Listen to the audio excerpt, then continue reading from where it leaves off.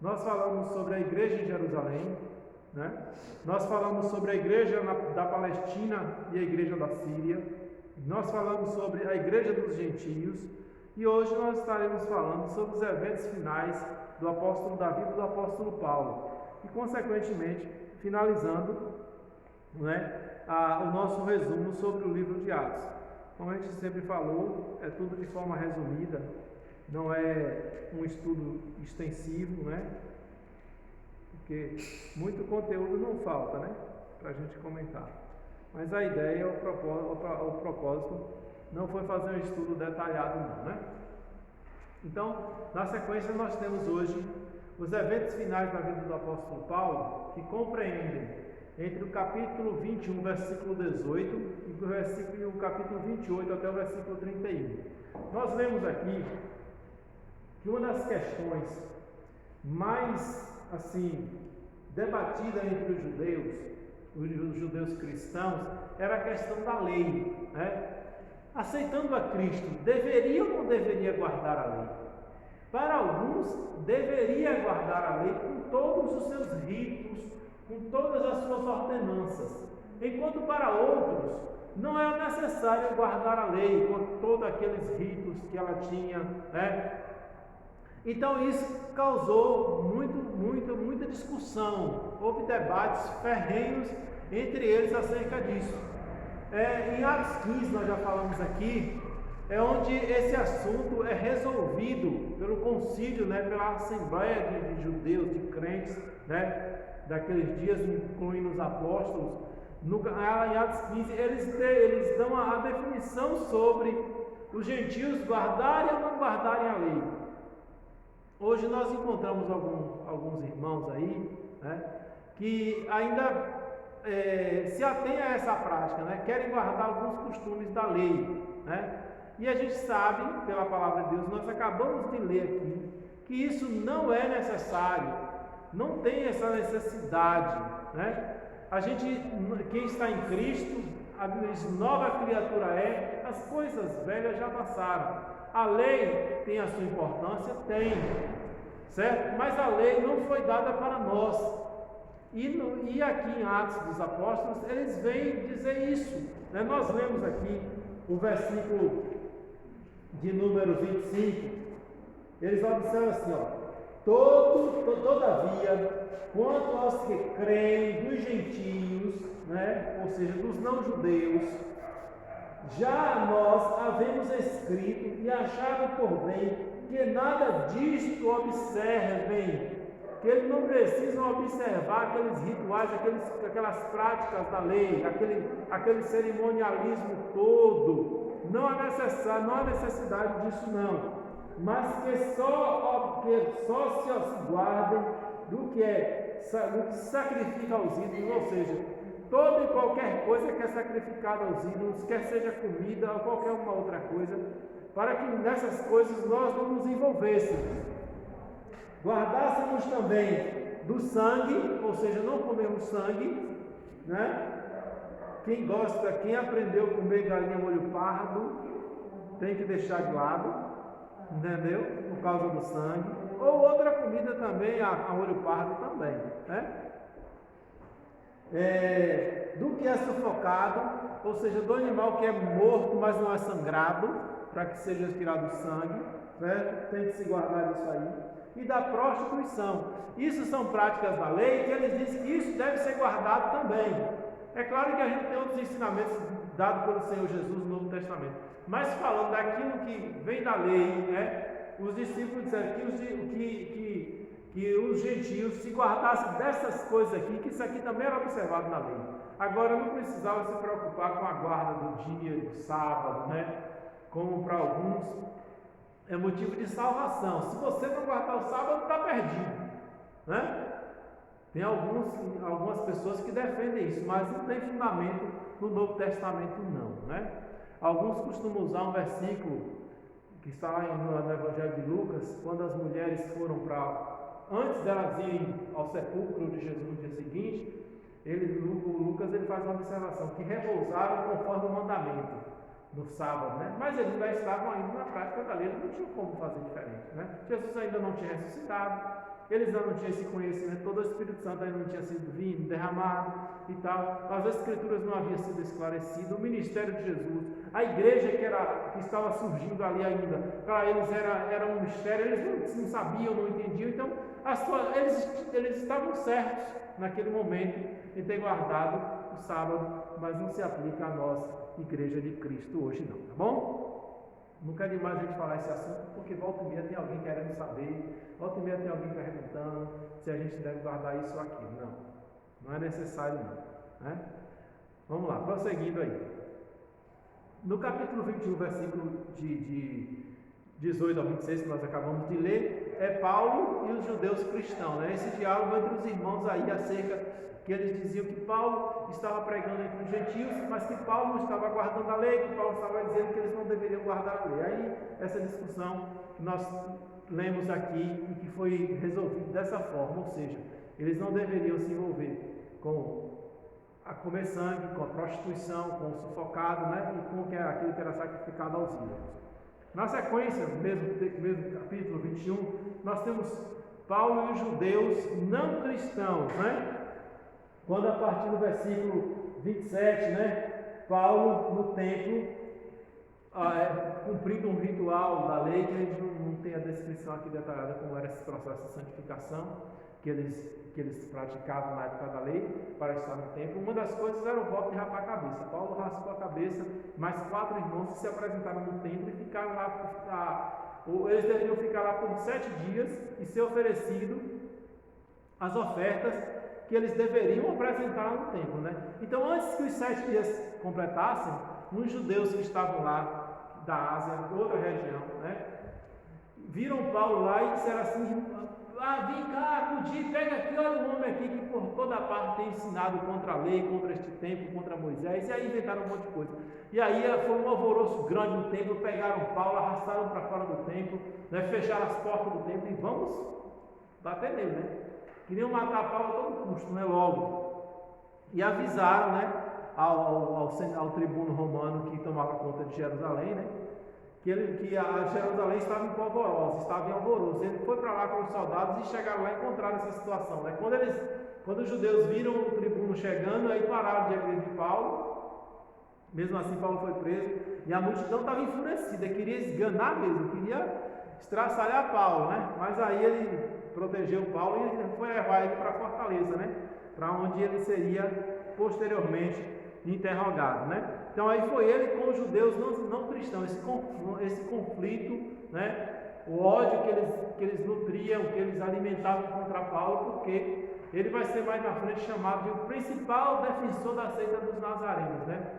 Nós já falamos aqui das viagens missionárias de Paulo, né, as diversas cidades pelas quais Paulo passou pregando o Evangelho, né? Depois voltava confirmando o ânimo dos irmãos e explorando novos campos, explorando novos lugares, sempre disposto, sempre disponível para o serviço do Senhor, para a obra missionária, né? Para a expansão do Evangelho. Na sequência aí nós temos a prisão de Paulo, né? Porque ele é preso na sequência aí do versículo 32 ao 40. E, como eu estava falando, né? Batiam nele, queriam matá-lo a qualquer custo. Foi poupado, né, por causa dos soldados romanos, mas aí ele foi preso, né? E em sua defesa, ele vai falar no capítulo 22, a partir do versículo 1 até o versículo 30. Ele faz um extenso discurso, né, justificando a sua decisão de seguir a Cristo, por que ele era seguidor de Cristo. Primeiro ele faz um breve resumo da sua vida, né? Ele fala que ele é fariseu, né? Que ele cresceu em Jerusalém aos pés de Gamaliel, que era um sábio da época, né? Era um doutor da lei, que tinha seus discípulos, e Paulo foi um dos discípulos de Gamaliel, cresceu ali, tinha conhecimento da lei, era um estudioso profundo das Escrituras Sagradas, bem aplicado, bem dedicado. Ele chega a dizer, em outro momento, que segundo a mais severa das seitas do judaísmo, que era o fariseu, ele disse assim: eu fui um fariseu, fui muito zeloso da lei, muito dedicado, muito aplicado, mas eu fiz tudo isso na ignorância. E aí ele vai falar, né, que ele perseguiu a igreja, que ele consentiu na morte de Estevão, ele vai explicando tudo isso aí no discurso dele, do 22, versículo 1 ao 30, e o povo vai ouvindo ele, né? Vai ouvindo ele de certa forma, com muita paciência, com muita calma, faz um silêncio muito grande para ouvi-lo, e ele vai falando: olha, eu tinha aqui autorização dos sacerdotes aqui para ir a Damasco, eu tinha carta deles para lá pegar quem fosse seguidor deste caminho, né? Em Atos dos Apóstolos eles usam muito o termo de seguir a Cristo como uso do caminho, né?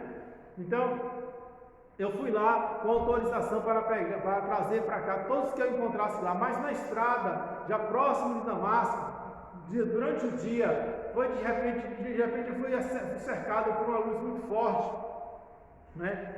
E aí eu caí no chão e ouvi uma voz que dizia comigo assim: Saulo, Saulo, por que me persegues? Aí eu perguntei: quem é esse? Eu disse: eu sou Jesus Cristo, eu sou Jesus a quem tu persegues. Duro é para ti recalcitrar contra os teus aguilhões. E aí, o que queres que eu faça, Senhor? Isso tudo ele vai dizendo para os irmãos, para os judeus que estão ouvindo ele. É o discurso dele em sua defesa. E eles estão ouvindo, ele vai dizendo, vai falando. Aí ele fala assim: olha, aí ele disse assim: entra em Damasco, e lá te será dito o que deve fazer. Ele foi para Damasco, cego, levantou, já cego, ele fala que ele levanta, não enxergando nada. Foi levado por aqueles que estavam com ele até Damasco. E lá ele ficou esperando, né? E passou 3 dias orando e jejuando. E o Senhor mandou Ananias, ele fala que Ananias é um piedoso judeu, ele é um homem de bom testemunho, né? E esse irmão foi lá e disse assim: irmão Saulo, né?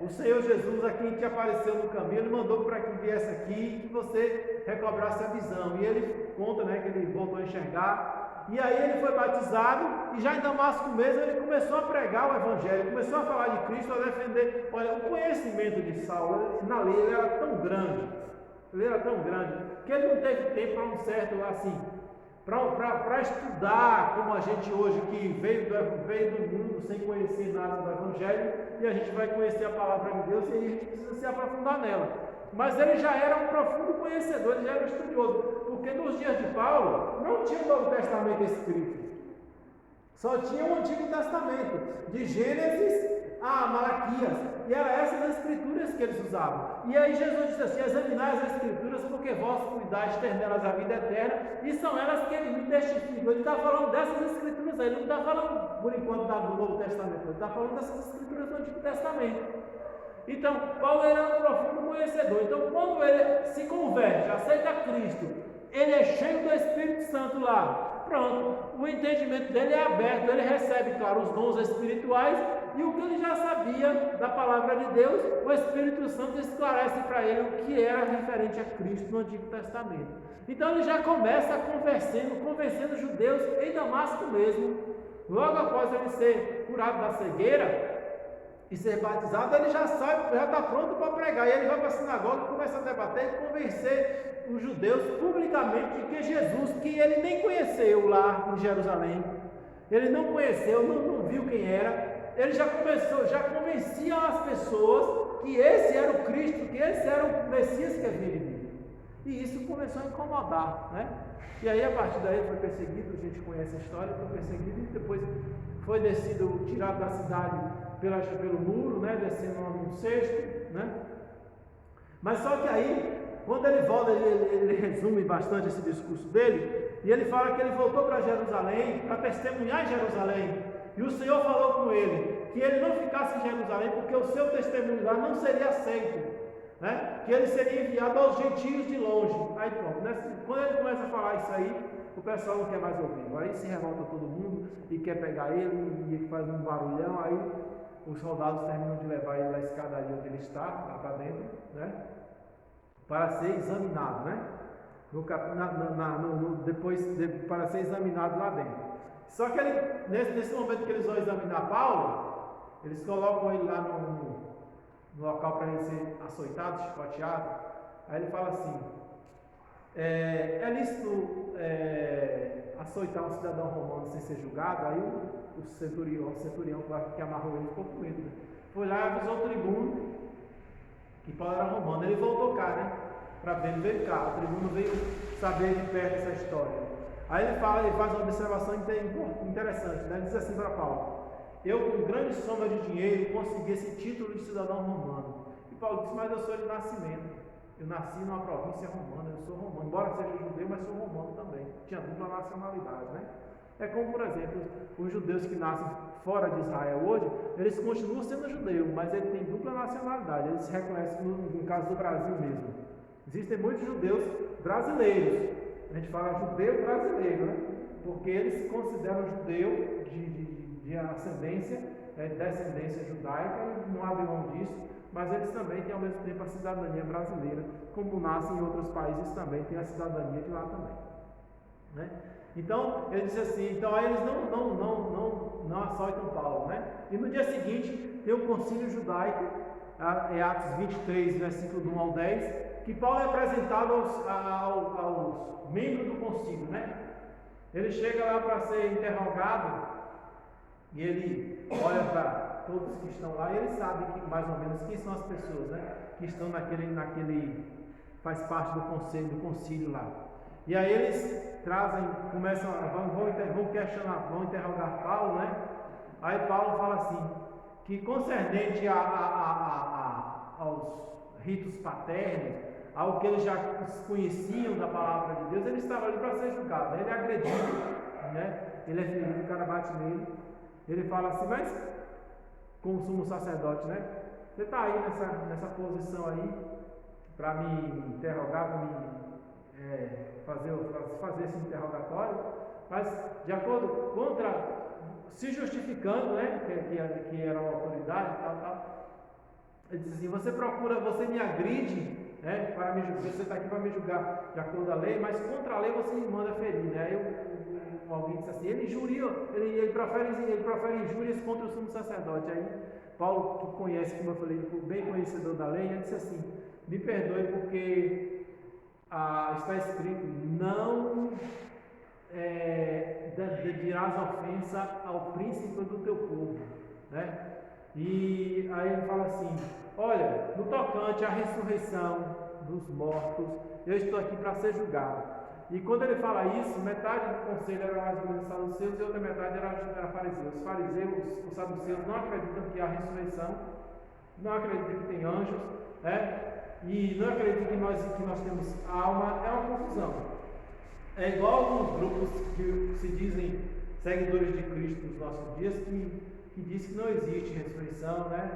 Que diz que não existe alma, ou que o homem não tem corpo, alma e espírito, só tem alma e corpo, e aí segue uma série de confusões, né? Nos nossos dias também tem, no dia de Paulo não era diferente também não, né?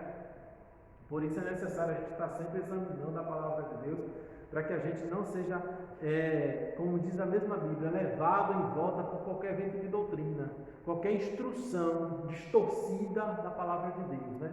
A gente tem que estar atento com relação a isso, né? Então eles falam, aí começa a confusão entre eles lá, debatendo, um grupo contra o outro. Se o anjo falou com ele, então a gente não tem o que condenar esse homem não, e tal. Outro, não, mas anjo não existe, não sei o que e tal. Aí os soldados romanos vão lá e tiram Paulo do meio da confusão, porque com medo dele ser despedaçado de novo, né? Ou tentarem despedaçar Paulo, porque a confusão era muito grande, o grupo era muito contendeiro, né? Mas vamos lá, na sequência aí, nós temos o Senhor anima Paulo e depois é Paulo em Cesareia. No capítulo 23, versículo 11, nós falamos agora até o versículo 10, né? Que foi esse encontro com os judeus, o concílio. No versículo 11, o Senhor aparece a Paulo de noite e anima ele, né? Ele precisava, claro, a situação era muito difícil para ele também. O Senhor anima ele, olha Paulo, como você tem testificado de mim aqui, é necessário que você vá a Roma também, testificar lá em Roma. Então isso aí, essa mensagem Paulo guardou consigo, né? Essa fala do Senhor ele guardou com ele. Então o que acontece? Na sequência, Paulo é informado pelo sobrinho dele que os judeus planejam matá-lo, né? Planeja pedir ao tribuno que leve ele outro dia para um concílio de novo, para um interrogatório de novo, e eles planejam na ida matar Paulo. 40 homens fizeram um pacto entre eles e sob juramento de maldição, se eles comessem alguma coisa antes de matar Paulo, né? E aí eles planejaram isso. Só que o sobrinho de Paulo, né, ouve essa história e vai lá na fortaleza e fala com Paulo. Né? E Paulo diz assim, chama o centurião e diz, leve isso aqui para o tribuno. E ele vai lá e fala os judeus estão planejando amanhã pedir que o Senhor mande Paulo de novo para eles interrogarem. E no caminho, 40 homens, já está tudo certo para poder matar ele. Aí o que é que o tribuno faz? Ele decide que é melhor levar Paulo para a cidade de Cesareia. E aí ele prepara e manda Paulo para a cidade de Cesareia, para lá ser julgado pelo governador Félix. Né? Atos, no capítulo 24. O governador Félix, né, que ouve Paulo, né, a princípio, e depois manda chamar os judeus e diz assim, olha, quando eles vierem aqui, nós vamos se sentar aqui e a gente vai conversar os que têm, eles vão apresentar suas acusações e você irá se defender. Isso acontece, né? Os judeus chegam lá com um certo aparato, né? E um orador lá apresenta inúmeras acusações contra Paulo, mas tem uma fala interessante desse orador, né? Ele fala assim, olha, nós temos achado que este homem é uma peste, né? Chamam Paulo de peste porque ele era, como eles falam aí, o principal, né, defensor da seita dos nazarenos. Ou seja, Paulo era o mais destacado, talvez, de todos os apóstolos, porque a gente só tem a narração de Lucas, né? Lucas é quem conta a história de Paulo. A gente não tem, assim, por escrito, né? Não chegou ao nosso conhecimento. O Senhor não quis, por razões de Deus, Ele não quis trazer para nós, assim, a trajetória dos demais apóstolos, né? Para onde foi João, a gente sabe, mas as notícias que a gente tem são extra-bíblicas, né? Não está aqui nas Escrituras, relatos históricos, né? Mas na Bíblia a gente não tem, né? Para onde João foi, para onde Pedro foi, Tomé, para onde Bartolomeu foi, para onde Simão Zelote foi, para onde Filipe foi, para onde Tiago, o outro Tiago eram dois, para onde o outro foi, né? A gente não tem esses relatos, só tem o relato de Paulo, da história de Paulo. Mesmo assim, o relato dele não conta toda a sua vida, porque não tem aí o relato da morte de Paulo, de quando ele morreu, né? A gente sabe disso também por dados históricos, mas não contidos na Bíblia. Então, Paulo se apresenta e se defende diante de Félix, só que Félix não solta Paulo, né? E ele segura Paulo na prisão por 2 anos, ouvindo Paulo constantemente, né? Paulo pregou para ele. Se ele se converteu depois, a gente não sabe, né? Mas ouviu o Evangelho, ele ouviu, inocente, ele não foi. Porque depois de 2 anos ele é mudado, né? Vem outro no lugar dele e ele deixou Paulo preso. Mas nunca faz uma observação. Félix esperava receber dinheiro para soltar Paulo. Como Paulo não pagou, não deu dinheiro, né? Ele não soltou. Então no capítulo 25 nós temos agora, a Bíblia não chama ele, Lucas não chama ele de governador, mas como ele substituiu Félix, eu coloquei como governador também, né? Festo, né? Ele assume o lugar de Félix, mas só que ele não está ainda em Cesareia, está em Jerusalém. E os judeus vão lá e dizem assim, olha, nós temos um preso lá, foi deixado por Félix, e ele não convém mais nem que esse homem viva, traga ele para ser julgado aqui em Jerusalém, enquanto o Senhor está por aqui. Aí, com a intenção de armar ciladas na estrada para poder matar Paulo. Aí Félix disse, não, quando eu for para Cesareia, ele está lá, quando eu for para lá, os que têm autoridade aqui entre vocês podem descer e chegar lá que a gente vai se estabelecer o tribunal e se houver, e vocês apresentam as acusações de vocês e ele vai ter o direito de defesa dele. E aí, diante de Festo, são apresentadas inúmeras acusações contra Paulo, mas não podem provar. E Festo fica meio complacente, assim, querendo agradar os judeus e fala assim, você quer ir a Jerusalém e ser lá julgado por mim? Paulo disse, não, eu estou diante do governador, estou diante do tribunal de César. Não fiz nada que seja digno de morte. Se fiz, não recuso morrer. Mas como eu não fiz, e eu estou aqui, e ninguém pode me entregar na mão dos judeus porque eu não tenho cometido nenhum crime, eu apelo para César. Né? Aí, ou seja, ele estava é como se estivesse buscando a instância superior. A gente não tem aqui as instâncias também de poder. Se vocês assistem jornal, ouvem muito isso, né? Nos nossos dias, né? Um entrou com recurso na instância superior e tal. Esses dias aí teve uma discussão sobre ser preso em primeira instância, ou em segunda instância, ou não, e tal, coisa. Essa discussão. Então, nesse caso aí, Paulo apela para uma instância superior, né? Um júri superior, uma autoridade superior à que estava sendo, diante da qual ele estava. Então, ele vai ser enviado para César, né? Para Augusto César lá, para ser julgado lá. Isso vai acontecer no capítulo 26, 27, né? Que a gente vai falar sobre isso. Mas antes que esse momento chegue, no capítulo 25, versículo 23 ao 27, chega e no decorrer de todo o capítulo 26, vem visitar Festo, o rei Agripa, né?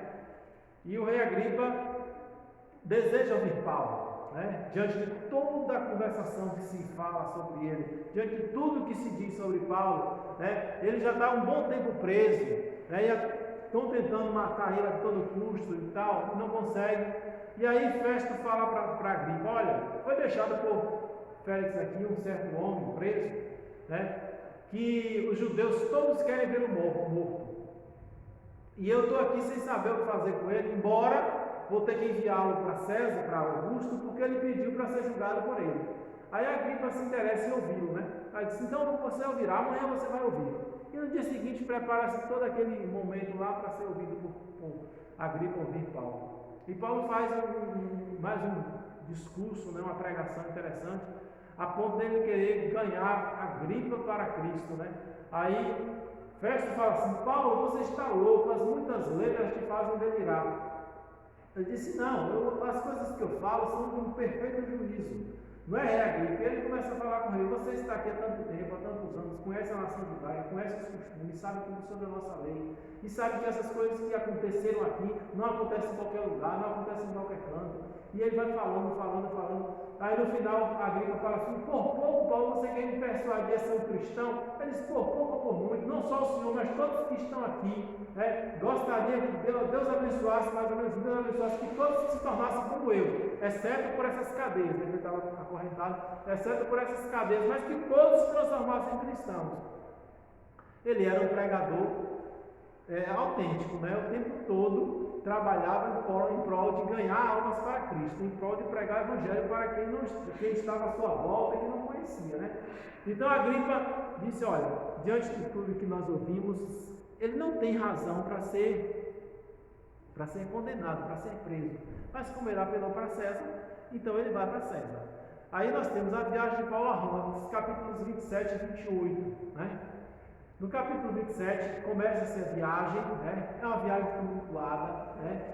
Turbulenta, né? Tem uma tempestade, né? A viagem era de barco, né? De navio, tem uma tempestade forte no mar Mediterrâneo. O navio quase que naufraga com eles dentro, mas o Senhor misericordiosamente poupa a vida de todos. E aparece a Paulo um dia de noite lá, o anjo do Senhor. Já depois de muitos dias, depois de 14 dias de tempestade, sem ver sol, sem ver estrela, imagine só, né? A gente aqui numa chuva dessas aqui, nesses dias, 2 dias, 3 dias de chuva, já causa transtorno. Imagine no mar, 14 dias sem ver sol, sem ver estrela, só chuva e vento, e o navio sendo açoitado de um lado para o outro. Ele chegar a Roma, com certeza, né? E falou assim, que daria ainda todos que estavam no navio, né? E aí ele começa a animar as pessoas: vamos comer, porque o navio vai se perder, mas as almas serão salvas, né? Então isso acontece no capítulo 27. No capítulo 28, eles estão na ilha de Malta, né? E acontece uns fatos muito interessantes também na vida de Paulo, que é narrado por Lucas. É que eles estão lá se abrigando da chuva, né? Querendo se aquecer, fazem uma fogueira, né?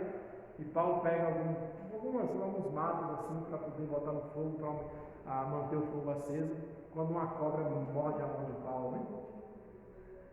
Aí ele pega a mão assim. Quando eu li isso pela primeira vez, achei muito interessante, né?